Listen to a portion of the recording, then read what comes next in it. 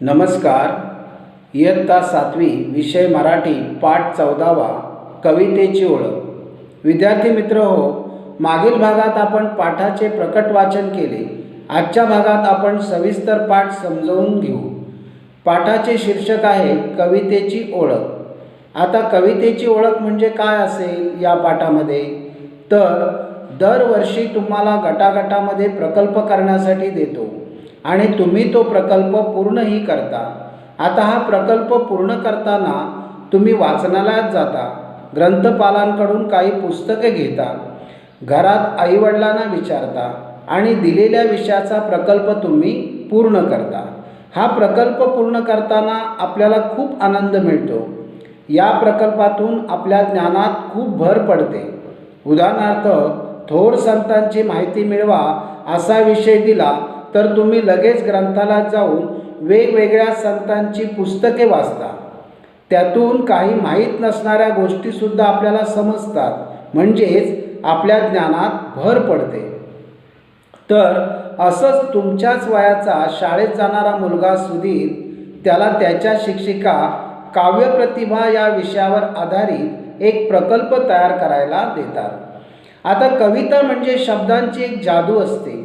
फार छान रचना कवितेत केलेल्या असतात आणि त्याला जर गेयता असेल, म्हणजे आपण तालासुरात बोललो, तर ती अधिकच आपल्याला आवडते. शब्दांची जादू अनुभवून कविता तयार करण्याचे कसब तुम्हाला कळावे, तसेच तुम्हाला कविता तयार करता याव्यात हा हेतू या एकांकिकेतून स्पष्ट झाला आहे. यमक जुळवलेल्या वाक्यातून गेयता कशी प्रकट होते याचे प्रात्यक्षिक या पाठात साधले आहे. हे आपणास पाहता येईल. सुधीरला दिलेला प्रकल्प पूर्ण करण्यासाठी तो कसा प्रयत्न करतो, त्याला कोण मदत करतात, ते आता आपण प्रत्यक्ष पाठातच पाहू. शाळा सुटते, सुधीर घरी येतो, पण तो कुणाशीच बोलत नाही. विचारात गुंतलेला असतो. विचारात गुंतणे म्हणजे विचारात गुंग होणे. शाळेत गेलेला सुधीर शाळा सुटल्यावर घरी येतो, पण तो कुणाशीच बोलत नाही. तो त्याच्याच विचारात गुंतलेला असतो. तेवढ्यात आजोबा विचारतात, अरे सुधीर, केव्हा आलास? आजचा प्रवेश असा शांत कसा? प्रवेश म्हणजे घरात येणे. शाळा सुटल्यावर धावत पळत येणारा, गडबड गोंधळ करत येणारा सुधीर एवढा शांत कसा काय घरात आला याचे आजोबांना आश्चर्य वाटले. म्हणून त्यांनी सुधीरला विचारले, अरे सुधीर, केव्हा आलास? आजचा प्रवेश असा शांत कसा? तेव्हा विचारात मग्न असलेला सुधीर आजोबांना म्हणतो, आजोबा, काव्यप्रतिभा वाढवा म्हणजे काय हो? काव्यप्रतिभा म्हणजे कविता निर्माण करण्याची शक्ती. सुधीर आजोबांना म्हणाला, आजोबा, काव्यप्रतिभा वाढवा म्हणजे काय हो? त्यावेळी आजोबा म्हणतात, कोणी सांगितलं रे तुला हे? आजोबांनी त्यालाच विचारलं, कोणी सांगितलं रे तुला हे? सुधीर म्हणाला, आज शाळेत बाईने आम्हाला काव्यप्रतिभा वाढवण्यासाठी तुम्ही केलेले प्रयत्न हा प्रकल्प दिलाय. मला तर ताणच आलाय. प्रकल्प म्हणजे योजनाबद्ध केलेले कार्य. ताण येणे म्हणजे मनावर किंवा बुद्धीवर दबाव येणे. शाळेत बाईंनी प्रकल्प करायला सांगितल्यापासून सुधीर विचारात गुंतून गेला. त्याच्या मनावर दबाव आला. त्याला काहीच सुचेना. म्हणून तो आजोबांना म्हणाला, आज शाळेत बाईंनी आम्हाला काव्यप्रतिभा वाढवण्यासाठी तुम्ही केलेले प्रयत्न हा प्रकल्प दिला आहे. मला तर ताणच आला आहे. तेवढ्यात आजी म्हणते, अरे फार सोपं आहे ते. कविता करण्याची, समजून घेण्याची आपली आकलनशक्ती वाढवणं म्हणजे काव्यप्रतिभा वाढवणं. त्यासाठी तू प्रयत्न करायचे आहेस. हेच सांगितले बाईंनी. आकलनशक्ती म्हणजे समजण्याची ताकद. आजी त्याला काव्यप्रतिभा वाढवणं या शब्दाचा सोपा अर्थ समजून देत आहे. अरे एकदम सोपं आहे ते. त्यात काही अवघड नाही. कविता तयार करायची व ती समजून घेण्याची ताकद वाढवणं म्हणजे काव्यप्रतिभा वाढवणं होय. त्यासाठी तू स्वतः प्रयत्न करायचे आहेस, हेच बाईंनी सांगितले. इथे आपल्याला पाहता येईल, आजीने काव्यप्रतिभा वाढवण्याचा सांगितलेला अर्थ कोणता? तर कविता करण्याची व समजून घेण्याची आकलनशक्ती वाढवणे हा आजीने काव्यप्रतिभा वाढवण्याचा सांगितलेला अर्थ आहे. पुढे सुधीर म्हणतो, पण मी हे कसं करू? म्हणजे सुधीरला अजूनही प्रश्नच आहे. आजी, तू सांगतेस ते बरोबर आहे. मी प्रयत्न करायला पाहिजे म्हणजे माझी आकलनशक्ती वाढेल. पण मी कोणते प्रयत्न करू म्हणजे माझी आकलनशक्ती वाढेल हे मला काही अजून नीट समजलेलं नाही. म्हणून तो आजीला म्हणतो, पण मी हे कसं करू? तेव्हा आजोबा म्हणतात, अरे काळजी नको करूस, यासाठी आपण सगळेजण प्रयत्न करू. म्हणजे तुझी काव्यप्रतिभाही वाढेल आणि कविता करणं, कवितेचं आकलन होणं म्हणजे काय हेही तुला समजेल. सुधीरला काही समजले नाही. तो अजूनही चिंतेतच आहे. हे आजोबांनी ओळखलं तेव्हा ते सुधीरला धीर देत म्हणाले, अरे तू काही काळजी करू नकोस, यासाठी आम्ही सर्वजण तुझ्या पाठीशी आहोत. आपण सर्वजण मिळून प्रयत्न करू म्हणजे तुझी काव्यप्रतिभाही वाढेल आणि त्याचबरोबर तुला कविता करता येईल. कविता कशी तयार होते किंवा कशी तयार केली जाते हेही तुला सहज समजेल. तेवढ्यात आजी आजोबांना म्हणते, तुम्ही हो काय प्रयत्न करणार? आजोबांचे म्हणणे आजीला समजले नाही. म्हणून आजी आजोबांना म्हणते, आता या वयात तुम्ही काय प्रयत्न करणार? तेव्हा आजोबा म्हणतात, आपण आजपासून कवितेत संभाषण करायचं. ते तो कागदावर उतरवून घेईल म्हणजे त्याला कविताही समजेल आणि त्याचा प्रकल्पही पूर्ण होईल. आता आजोबा काव्यप्रतिभा वाढवण्यासाठी कोणते प्रयत्न करायचे ते सांगतात. आपण आजपासून सर्वांनी एकमेकांशी बोलताना कवितेत बोलायचं. संभाषण म्हणजे संवाद साधणे. आपण कवितेत बोललो की सुधीर ते कागदावर लगेच उतरवून घेईल. लिहिता लिहिता त्याला कविता कशी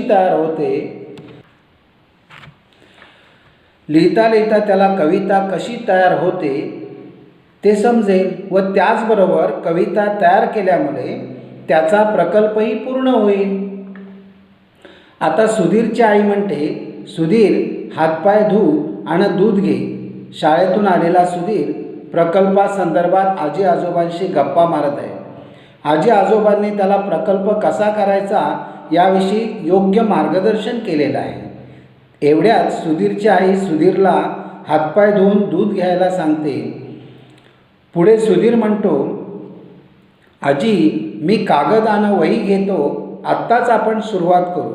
सुधीरला आजी आजोबांची प्रकल्प तयार करण्याची युक्ती फार आवडली. त्याची उत्सुकता वाढली. कधी एकदा प्रकल्प पूर्ण होतोय असं सुधीरला झालं. म्हणून सुधीर आजीला सांगतो, आजी मी कागद आणि वही घेतो, आत्ताच आपण सुरुवात करू. संध्याकाळची वेळ झाली आहे. आजी दिवा लावते व मोठ्याने शुभं करोती म्हणते. संध्याकाळ झाली की प्रत्येकाच्या घरी देवाजवळ दिवा लावतात व शुभं करोती हा श्लोक म्हणण्याची पद्धत असते. तुमच्या घरीसुद्धा तुम्ही संध्याकाळी देवाजवळ आईने दिवा लावला की शुभं करोती म्हणत असालच. त्यामुळे रात्र झाली असली तरी घरातील वातावरण प्रसन्न राहते. इथे आपल्याला असाही अर्थ घेता येईल की भारतीय संस्कृतीनुसार कोणत्याही शुभकार्याची सुरुवात ज्योत पेटवून केली जाते. त्याप्रमाणे संध्याकाळ ही झालेलीच आहे. सुधीरलासुद्धा प्रकल्प तयार करण्याची सुरुवात आत्ताच करायची आहे. अशा प्रकारे दोन्ही घटना अगदी जुळवून आलेल्या आहेत. म्हणून आजी दिवा लावते व घरातील सर्वांना ऐकायला जाईल एवढ्या मोठ्याने म्हणते, शुभं करोति कल्याणम आरोग्यम धनसंपदा शत्रुबुद्धी विनाशाय दीपज्योती नमोस्तुते. दिव्या दिव्या दीपोत्कार कानी कुंडले मोतीहार दिव्याला पाहून नमस्कार. या श्लोकाचा अर्थ काय होतो तर ज्या दिव्याच्या प्रकाशाने माझ्याकडचा अंधार म्हणजे अज्ञान दूर करून मला सुखसमृद्धी देतो, माझ्या आरोग्याचे रक्षण करून मला धनदौलत प्राप्त करून देतो, माझ्याकडील वाईट बुद्धीचा नाश करतो, तसेच ज्या दिव्याच्या प्रकाशात लक्ष्मी घरात प्रवेश करते अशा दिव्याला पाहून मी नमस्कार करतो. एवढे महत्त्व संध्याकाळी दिवा लावण्याचे असते. म्हणून आजी दिवा लावताना शुभंकरोती म्हणते व आजी पुढे काव्यरूपात म्हणते, घरामध्ये लावते सांजवात, भाजी करते आता कांद्याची पात. सांजवात म्हणजे संध्याकाळच्या वेळी तुळशी वृंदावनात किंवा देवघरात पेटवायची ज्योत. कांद्याची पात म्हणजे एक कांदा लागवड केल्यानंतर काही दिवसांनी कांद्याचे रोप मोठे होते, त्याला कांद्याची पात म्हणतात. आजी रात्रीच्या जेवणासाठी कांद्याच्या पातीची भाजी बनवणार आहे. इथे यमक जुळवण्यासाठी आजी काव्यरूपात म्हणते, घरामध्ये लावते सांजवात, भाजी करते आता कांद्याची पात. शुभंकरोती ही प्रार्थना आहे. संध्याकाळी दिवा लावताना म्हणण्याचा मंत्रसुद्धा आहे. यापुढे सर्वजण काव्यातच म्हणतात. पुढे आजोबा म्हणतात, आता म्हाताऱ्याचा वाढतो वात, नको भाजी करू तू कांद्याची पात. वात म्हणजे एक रोग. सांध्यांमध्ये कापरे भरते तो संधिवात. आजोबांना संधिवाताचा आजार आहे म्हणून ते नकार दर्शवताना सुधीरच्या आजीला म्हणतात, म्हातारपणात माझा वात वाढतो म्हणून तू कांद्याची पातीची भाजी करू नकोस, कांद्याच्या पातीची भाजी करू नकोस. त्यावर आजी म्हणते, कधीतरी कशाला म्हणतील का हो, मी सांगितलेल्या भाजीला नेहमीच देतात खो. खो म्हणजे पुढचा मार्ग किंवा नकार दर्शविणे. आजोबांची जेवणाच्या बाबतीत नेहमीच तक्रार असते. आजीने सुचविले की ते नेहमीच नकार देऊन दुसरे काहीतरी बनवण्यास सांगतात. म्हणून आजी म्हणते, एखादे वेळी तरी मी सुचवलेल्या भाजीला होकार देतील का. यांचा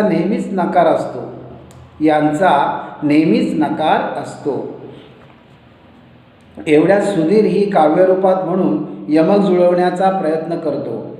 ए माझी सुपर आजी, तुला आवडेल ती कर भाजी. ए माझी सुपर आजी, तुला आवडेल ती कर भाजी. सुपर या शब्दाचा अर्थ श्रेष्ठ, सरस. सुधीर अगदी लाडात येऊन आजीला म्हणतो, ए माझी सुपर आजी, तुला आवडेल ती कर भाजी. पुढे आजोबा म्हणतात, तू बनव भाजी छान छान चवळी. ए सुधीर, आण रे इकडे दातांची कवळी. आजोबा भाजीचे नाव सुचवतात व चवळीची छान भाजी बनवण्यास सांगतात. मात्र आजोबांचे दात सर्व पडून गेलेले आहेत. त्यांना आता दातांची कवळी वापरावी लागते. दातांची कवळीशिवाय आजोबांना चवळीची भाजी चावणार नाही. म्हणून बरोबर यमक जुळवण्यासाठी सुधीरला दातांची कवळी आणायला सांगतात. पुढे आजी म्हणते, बरं बाई, तुमची इच्छा हाच ध्यास, भाजी बनवते चवळीची खास. ध्यास या शब्दाचा अर्थ ओढ, तीव्र इच्छा. आता आजोबांची तीव्र इच्छा आहे, चवळीची भाजी कर. त्यांच्या इच्छेपुढे आजीला काही जाता येत नाही. म्हणून आजी म्हणते, ठीक आहे, तुम्हाला चवळीची भाजी आवडते ना, तुमची इच्छाच आहे, तर बनवते मी चवळीची खास भाजी. आजीच्या या वाक्यावर सगळेजण खो खो हसतात. बाबांची रात्रपाळी असते. खो खो हसणे हा वाक्प्रचार आहे. याचा अर्थ मोठ्या आवाजात हसणे. याचा वाक्यात उपयोग कसा होईल तर, प्रकाशने सांगितलेल्या विनोदावर सायली खो खो हसू लागली. आजीने आजोबांची इच्छा न मोडता यमक जुळवून चवळीची स्पेशल भाजी बनवते सांगितल्यावर सर्वजण मोठमोठ्याने हसतात. त्यातच सुधीरच्या वडिलांची रात्रपाळी असते. बाबा म्हणतात, अगं आई, पटकन खायला दे ना गं काही, मला ऑफिसला जाण्याची घाई, नाहीतर बॉस करून देणार नाही सही. रात्रपाळी असल्याने सुधीरचे बाबा आईला सांगतात, पटकन मला काहीतरी खायला दे, मला ऑफिसला जायचे आहे. तू चवळीची भाजी बनवेपर्यंत मला उशीर होईल आणि उशीर झाला तर साहेब सही करून देणार नाहीत. बॉस या शब्दाचा अर्थ साहेब. पुढे सुधीर म्हणतो, कसली घाई कसली सही, आजीनं दिली चपातीनी दही. बाबांना इतकी ऑफिसला जाण्याची घाई होती की सुधीर म्हणतो, कसली घाई आणि कसली सही, शेवटी आजीने दिली चपाती बरोबर दही. यावर सुधीरची आई म्हणते, काय बाई कवितेची कमाल, बोलतात ने हसतात तोंडावर धरून रुमाल. काय बाई कवितेची कमाल, बोलतात ने हसतात तोंडावर धरून रुमाल. सर्वजण यमक जुळून काव्यात म्हणण्याचा प्रयत्न करतात व स्वतः हसताना तोंडावर रुमाल धरतात. हे सांगताना सुधीरची आईसुद्धा काव्यातच म्हणते. तिला कवितेची जादू अनुभवायला मिळते. काय बाई कवितेची कमाल, बोलतात ने हसतात तोंडावर धरून रुमाल. तेवढ्यात आजी म्हणते, आता सोड रे घराचा पाश, ऑफिसात जास आता सावकाश. पाश सोडणे हा वाक्प्रचार आहे. याचा अर्थ बंधनातून मुक्त होणे. याचा वाक्यात उपयोग कसा होईल तर मोह माया यांचे पाश सोडणे मनुष्याला जमले पाहिजे. सुधीरच्या बाबांना आजी म्हणते, आता तू या घरातल्या बंधनातून मुक्त हो, म्हणजे तू आता सावकाश ऑफिसात जा. आजीने असे सांगितल्यावर बरोबर सुधीरचे बाबा ऑफिसला जातात व आजोबा फिरायला निघतात. आजोबा म्हणतात, मला द्या काठीनी चप्पल, कोटाचं जोडून द्या तुटलेलं बक्कल. फिरायला जाताना आजोबा चप्पल आणि काठी मागतात, तसेच कोटाचं तुटलेलं बक्कल जोडून द्यायला सांगतात. पुढे आजी म्हणते, तुम्हाला तर समजतच नाही, तोडून ठेवता काही ना काही. फिरायला जाण्याच्या वेळी कोटाचं बक्कल जोडायला सांगितल्यावर आजी थोडी चिडून बोलते आजोबांना, तुम्हाला काहीच समजत नाही, काही ना काही तोडून ठेवत असता. एवढ्यात सुधीरची आई म्हणते, आई तुम्ही बाबांवर चिडू नका, रागाचा तुम्ही सोडा हे का. आजी आजोबांवर चिडलेली पाहून सुधीरची आई म्हणते, आई तुम्ही बाबांवर चिडू नका, रागाचा हट्ट सोडून द्या. हे का धरणे हा वाक्प्रचार आहे. याचा अर्थ हट्ट करणे. याचा वाक्यात उपयोग कसा होईल तर मला सहलीला जायचे आहे असा महेशने हे का धरला. पुढे आजी म्हणते, म्हणे रागाचा सोडा हे का, कामाचा कमी घेतलाय ठेका. शिवणकाम शिकलीस पण बक्कल लावायला चुकलीस. ठेका घेणे हा वाक्प्रचार आहे. याचा अर्थ बाजू घेणे किंवा कंत्राट घेणे. याचा वाक्यात उपयोग कसा होईल तर सुमित कसाही वागला तरी त्याची आई त्याचाच ठेका घेते. आता सुधीरच्या आईने आजोबांची बाजू घेतल्यावर आजीला खूप राग आला. म्हणून आजी सुधीरच्या आईला म्हणाली, म्हणे रागाचा सोडा हे का, मग मीच काय कामाचा घेतलाय ठेका. तू शिवणकाम शिकलीस पण एक बक्कल लावायला चुकलीस. यावर सुधीरची आई म्हणाली, चिडता का हो माझ्यावर, माया करावी सर्वांवर. माया म्हणजे प्रेम. सुधीरची आई शांतपणे म्हणते, माझ्यावर कशाला चिडता, प्रेम सर्वांवर करावे. तेवढ्यात सुधीर म्हणतो, तुम्ही आता भांडू नका, भांडण ऐकून येते रडू. भांडण ऐकून येते रडू, लहान तोंडी मोठा घास, करपलेल्या भाजीचा सुटलाय वास. लहान तोंडी मोठा घास ही म्हण आहे. या म्हणीचा अर्थ सामान्य माणसाने काहीतरी वेगळे अनोखे बोलणे. आई व आजीचे भांडण वाढत चाललेले पाहून सुधीर म्हणतो, तुम्ही आता भांडू नका, तुमचं भांडण ऐकून मला रडायला येतोय. मी लहान आहे, तुमच्या पुढे मी काय बोलणार. एकतर करपलेल्या भाजीचा वास सुटलाय. तुम्ही असे भांडत राहिला तर भाजी आणखीन करपून जाईल. एवढे बोलतो आणि रुसून राहतो. तेवढ्यात ताई येते. तिला हे घरातले वातावरण नवीन असते. तिला विषय समजतात. ती खो खो हसते पण आनंदित होते व काव्य गायनात सहभागी होते व म्हणते, बरं का आजोबा अन आजी, दूर करू सुधीरची नाराजी. कवितेत मारेल तो बाजी, आई आहे का घरात पिठाची सोजी. नाराजी म्हणजे रुसवा, पिठाची सोजी म्हणजे जाड पिठाचा रवा. सुधीरच्या ताईला विषय समजतात.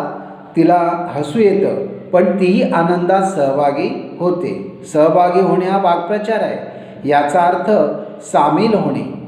ती आजी व आजोबांना म्हणते, आपण सुधीरची नाराजी दूर करू. कवितेत नक्कीच तो बाजी मारेल. बाजी मारणे हा वाक्प्रचार आहे. याचा अर्थ जिंकणे. जिंकणे याचा वाक्यात उपयोग कसा होईल तर भारत विरुद्ध श्रीलंका या मॅचमध्ये भारताने श्रीलंकेवर बाजी मारली. पुढे ती आईला विचारते, घरात आपल्या पिठाची सोजी आहे का? आई म्हणते, सोजी तुला हवी तरी कशाला? आई म्हणते, सोजी तुला हवी तरी कशाला? लाडू खातेस आणि बशी ठेवतेस उशाला. आजी काय म्हणते, सोजी तुला हवी तरी कशाला? लाडू खातेस आणि बशी ठेवतेस उशाला. आता जेवणाची वेळ झाली आहे, तुला सोजी कशाला हवी? बरं, सोजीचे लाडू खातेस आणि बशी उशालाच ठेवतेस. एवढ्यात सुधीर म्हणतो, चला सगळेजण जेवण करू, चवळीच्या भाजीवर ताव मारू. सुधीर काय म्हणतो, चला सगळेजण जेवण करू, चवळीच्या भाजीवर ताव मारू. ताव मारणे हा वाक्प्रचार आहे. याचा अर्थ भरपूर जेवणे. याचा वाक्यात उपयोग कसा होईल तर आजीने केलेल्या आवडीच्या पदार्थावर सुधीरने यथेच्छ ताव मारला. काव्यरूपातल्या गप्पा चांगल्याच रंगलेल्या होत्या. जेवणाची वेळ झाली होती. एवढ्यात सुधीर म्हणाला, चला सगळेजण आपण जेवण करू. आजीने तयार केलेल्या चवळीच्या भाजीवर ताव मारू. सर्वजण एकत्रित मिळून जेवण करतात. पुढे आजी म्हणते, रात्र झाली आता झोपा, उघडू सकाळी कवितेचा खोपा. आजी काय म्हणते, रात्र झाली आता झोपा, उघडू सकाळी कवितेचा खोपा. खोपा या शब्दाचा अर्थ घरटे. आजी म्हणाली, आता रात्र झाली आहे, झोपा, उद्या सकाळी उघडू सकाळी कवितेचा खोपा. सर्वजण झोपतात. सकाळी उठल्यावर सुधीरला सर्वजण कामात दिसतात. सुधीर आईकडे जातो. आई सुधीरला म्हणते, सूर्य उगवला, चिमण्या उडाल्या, सगळ्यांच्या अंघोळी झाल्या. सूर्य उगवला, चिमण्या उडाल्या, सगळ्यांच्या अंघोळी झाल्या. हवा सुटली आहे गार, हवा सुटली आहे गार, अंघोळीचे पाणी केले गरम फार. हवा सुटली आहे गार, अंघोळीचे पाणी केले गरम फार. सुधीरला अंघोळीला पाणी दिले आहे. तेव्हा आई म्हणते, दिवस उजाडला आहे, चिमण्या घरट्यातून बाहेर पडलेल्या आहेत, बाहेर गेलेल्या आहेत. घरातल्या सर्वांच्या अंघोळी झाल्या आहेत. आता हवा गारगार सुटली आहे. थंडी आहे म्हणून अंघोळीचे पाणी जास्त गरम केलेले आहे. तेवढ्यात ताई सुधीरला म्हणते, अंघोळ कर पटकन, नाश्ता कर चटकन, झालाय उशीर तुला, झटपट आवर मुला. काय ताई म्हणाली, अंघोळ कर पटकन, नाश्ता कर चटकन, झालाय उशीर तुला, झटपट आवर मुला. नाश्ता म्हणजे न्याहारी. ताई सुधीरला म्हणते, उशीर करू नकोस, लवकर आवर, अंघोळ पटकन कर, नाश्तासुद्धा चटकन कर, एकतर तुला उशीर झालाय म्हणून लवकर आटोप बाळा. पुढे आजी म्हणते, आजोबांना द्या स्वेटर, मफलर आणा कानटोपी. आजोबांना द्या स्वेटर, मफलर आणा कानटोपी, थंडीपासून बचावाची हीच युक्ती सोपी. थंडी पडल्यामुळे आजीने आवाज दिला, आजोबांना स्वेटर, मफलर आणि कानटोपी आणा, थंडीपासून बचावाची हीच युक्ती सोपी आहे. युक्ती या शब्दाचा अर्थ शक्कल. त्यानंतर सुधीर अंघोळ करून आवरून येतो. तेव्हा ताई त्याला म्हणते, सुधीर तू लिहून घे नीट, सुधीर तू लिहून घे नीट, यमक जुळायला हवे फीट, शब्दांचे यमक हवेत नीट, तरच बनते कविता धीट. यमक या शब्दाचा अर्थ दोन ओळींच्या शेवटाला असलेले समान शब्द. उदाहरणार्थ यमक चमक अशा प्रकारे. धीट म्हणजे धैर्यवान. ताई सुधीरला म्हणते, तू व्यवस्थित लिहून घे, कारण यमक जुळले पाहिजे. जर यमक नीट जुळले तर कविता धीट बनू शकते, म्हणजेच कविता योग्य अशी अर्थपूर्ण तयार होते.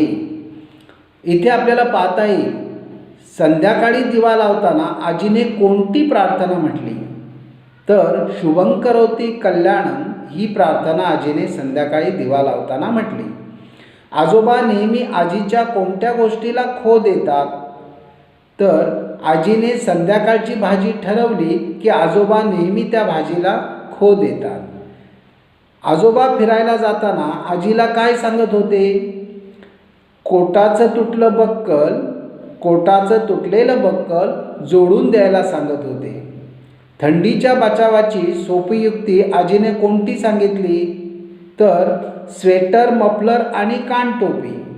स्वेटर, मफलर आणि कानटोपी ही थंडीच्या बचावाची सोपी युक्ती आहे. कविता धीट केव्हा बनते अशी ताई म्हणाली? जेव्हा शब्दांचे यमक नीट जुळतात तेव्हा कविता धीट बनते अशी ताई म्हणाली. पुढे बाबा रात्रपाळीवरून परत येतात. कालचा विषय त्यांच्या लक्षात येतो. ते गालातल्या गालात हसतात. खुर्चीवर रेलून बसतात. रेलून बसणे म्हणजे मागे झुकून आरामात बसणे. गालातल्या गालात हसणे हा वाक्प्रचार आहे. याचा अर्थ स्मित हास्य करणे. याचा वाक्यात उपयोग कसा होईल? तर बाईंनी शीतलचे कौतुक केले तेव्हा ती गालातल्या गालात हसत होती. सुधीरचे बाबा आईला म्हणतात, कामाचा आलाय कंटाळा, द्या थोडे पाणी टाकून वाळा. कामाचा आलाय कंटाळा, द्या थोडे पाणी टाकून वाळा. आई कणिक मळत असते. कणिक तुम्ही नंतर मळा. बाबा काय म्हणतात? कणिक तुम्ही नंतर मळा, अगोदर शिऱ्यासाठी रवा चाळा. आता वाळा म्हणजे एक प्रकारची सुगंधी वनस्पती, पाला. आणि चाळा म्हणजे चाळणीने चालवून घेणे. मळणे म्हणजे एखादे पीठ मळणे, मग ते भाकरीचे असेल, गव्हाचे असेल, ते पाण्यामध्ये मळून घेणे. अशा प्रकारे रात्रपालीला गेलेले सुधीरचे बाबा घरी येतात तेव्हा कालचा विषय त्यांच्या लक्षात येतो. ते स्मित हास्य करत खुर्चीवर रेलून बसतात. काही क्षणातच आईला म्हणतात, कामाचा आता आलाय कंटाळा, वाळा टाकून थोडे पाणी द्या. बाबांचे लक्ष सुधीरच्या आईकडे जाते. आई कणिक मळत असते. ते पाहून पुढे म्हणतात, कणिक तुम्ही नंतर मळा, आधी शिऱ्यासाठी रवा चालवून घ्या. पुढे सुधीरची आई म्हणते, तोंड धुवा, आंघोळ करा. तोंड धुवा, आंघोळ करा, खा गरम शिरा. तोंड धुवा, आंघोळ करा, खा गरम शिरा. मग सुधीरच्या डब्यासाठी बटाटे तुम्ही चिरा. सुधीरच्या बाबांना सुधीरची आई काम सांगते. ते पण कसे बघा. आई म्हणते, आता तोंड धुवा, आंघोळ करा, मग खा गरम शिरा. गरम गरम शिरा झालेला आहे तो खा. आणि नंतर सुधीर शाळेत जाण्याच्या वेळी म्हणजे जायला निघेल तेव्हा त्याच्या डब्यासाठी बटाटे चिरा. पुढे सुधीरला आजी सांगते, सुधीर आवर दप्तर ठीक, नाहीतर कचऱ्याचे येईल त्यात पीक. सुधीर आवर दप्तर ठीक, नाहीतर कचऱ्याचे येईल त्यात पीक. टापटीपणा दररोज शिक. टापटीपणा म्हणजे स्वच्छता.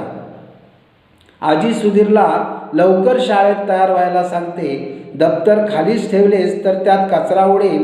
रोज असा स्वच्छतेत राहायला शिक. त्यावर सुधीर म्हणतो, आजी आई खूप छान. आजी आई खूप छान, मला नाही कशाचीच वाण. आजी आई खूप छान, मला नाही कशाचीच वाण. तुमच्या वाचून हले ना पान. वाण या शब्दाचा अर्थ कमतरता. सुधीर म्हणतो, माझी आई आणि आजी खूप छान आहेत, त्यामुळे मला कशाचीच कमतरता नाही. मात्र तुमच्याशिवाय मला काही करता येणार नाही. या त्याच्या बोलण्यावर आजोबा होकार दर्शवितात. तेवढ्यात सुधीरचे बाबा काही पुस्तके सुधीरच्या हातात देतात. पुढे बाबा म्हणतात, बस झाला कवितांचा पाऊस. पुस्तके हातात देत बाबा म्हणतात, बस झाला कवितांचा पाऊस, आशाने थोडीच पूर्ण होणार हौस. पुस्तके देत, हा घे थोरांच्या कवितांचा मळा, वाचून लागेल तुला कवितांचा लळा. मळा म्हणजे शेती. इथे अर्थ आहे कवितांचा, भरपूर कवितांचा मळा अशा अर्थाने. लळा म्हणजे प्रेम. सुधीरचे बाबा म्हणाले, बस झाला आता कवितांचा पाऊस, आशाने काही हौस पूर्ण होणार नाही. सुधीरच्या हातात पुस्तके देत म्हणाले, हा घे थोरांच्या कवितांचा मळा, म्हणजे कविताच कविता. जेवढा कविता वाचशील तेवढं कवितेवरचं प्रेम वाढेल. सुधीर कवितांची पुस्तके वाचतो, त्यात तल्लीन होऊन जातो. त्याच्या चेहऱ्यावर एक प्रकारचे समाधान घरातील सर्वांना दिसते. पुढे सुधीर म्हणतो, बाबा आई ताई आजोबा अन आजी, बाबा आई ताई आजोबा अन आजी, असं झालंय वाचू किती. कविता अंगणात उतरल्या आती, कविता अंगणात उतरल्या आती, त्यामी वेचू कशा अन किती. शांताबाईंची बाग आणि सुर्वेंची गिरणी, शांताबाईंची बाग आणि सुर्वेंची गिरणी, गदिमांचे घर आणि बालकवींची फुलराणी, गदिमांचे घर आणि बालकवींची फुलराणी. चेतवले भावनांचे मोहोळ तुम्ही मनी, चेतवले भावनांचे मोहोळ तुम्ही मनी. मनी म्हणजे मनात. तल्लीन होणे हा वाक्प्रचार आहे. याचा अर्थ गुंग होणे. याचा वाक्यात उपयोग कसा करता येईल, तर चित्र काढताना सुषमा अगदी तल्लीन झाली, चित्र काढताना सुषमा अगदी तल्लीन झाली. वेचणे म्हणजे गोळा करणे. भावनांचे मोहोळ चेतवणे हा वाक्प्रचार आहे. याचा अर्थ भावना जागृत करणे. याचा वाक्यात उपयोग कसा होईल, तर स्पर्धेत भाग घेण्यासाठी काकांनी निळेच्या भावनांचे मोहोळ चेतवले. सुधीरला बाबांकडून कवितांची पुस्तके मिळाली. कुठल्या कविता वाचायच्या, किती वाचायच्या, ही वाचू का ती वाचू, अशी त्याची स्थिती झाली आहे. सुंदर अगदी कविता मिळालेल्या आहेत सर्व. सुप्रसिद्ध कवींच्या कविता त्याला वाचायला मिळाल्यावर त्याच्या चेहऱ्यावर एक प्रकारचे समाधान दिसत होते. शांताबाईंची बाग, सुप्रसिद्ध मराठी कवयित्री व गीतकार शांताबाई शेळके यांचे ते नाव. सुर्वे हे प्रसिद्ध मराठी कवी. नारायण सुर्वे, सुर्वेंची गिरणी, कवी नारायण सुर्वे यांची गिरणीची लावणी ही सुप्रसिद्ध रचना. गदिमा, सुप्रसिद्ध मराठी गीतकार ग दी माडगुळकर, गदिमांचे खेड्यामधले घर कौलारू, याचा इथे उल्लेख करण्यात आला आहे. बालकवी, सुप्रसिद्ध मराठी कवी त्र्यंबक बापूजी ठोंबरे हे बालकवी या नावाने कविता लिहित होते. फुलराणी ही बालकवींची अतिशय प्रसिद्ध कविता. हिरवे हिरवे गाल गालीचे याबद्दल त्यामध्ये वर्णन आले आहे. अशा प्रकारे सुधीरचा काव्यप्रतिभा वाढवा या विषयाचा प्रकल्प पूर्ण होतो. सर्वजण टाळ्या वाजवतात व सुधीरचे अभिनंदन करतात. अभिनंदन करणे म्हणजे शाबासकी देणे, कौतुक करणे.